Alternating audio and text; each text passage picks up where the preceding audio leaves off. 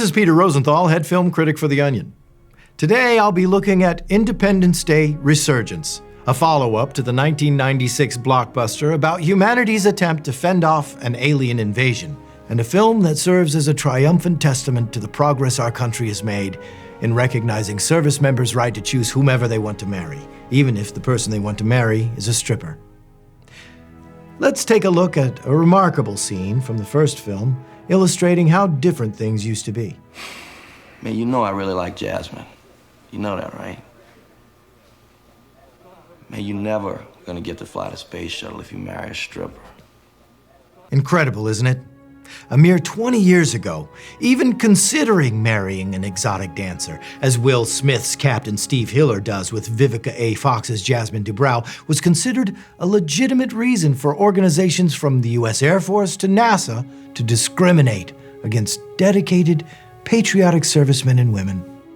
Thousands of pilots, whose only fault was following their heart and engaging in loving, committed relationships with strippers, suddenly found their careers at a dead end, the victims of a narrow-minded policy that told them they weren't good enough to serve their country.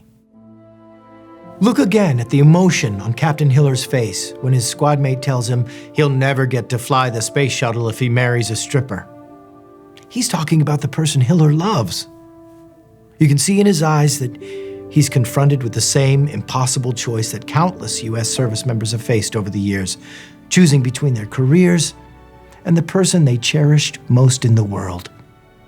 Sadly, this was a time when untold numbers of pilots felt overwhelming pressure to deny who they truly were, with many entering loveless show marriages with non-strippers rather than risk their careers.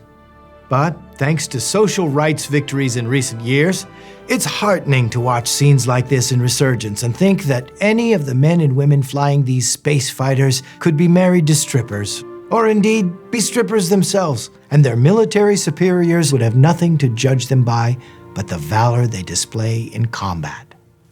Watching this film, I couldn't help but think of the tens of thousands of servicemen and women who were never able to realize their dream of marrying erotic dancers, who were instead forced to keep their own personal Jasmines hidden as a shameful secret from their squad mates. Indeed, many of these pilots, just like Captain Hiller, made the ultimate sacrifice for the country they loved and respected, yet never received the respect they were due from their country, a country that treated them as second-class citizens simply because they loved strippers.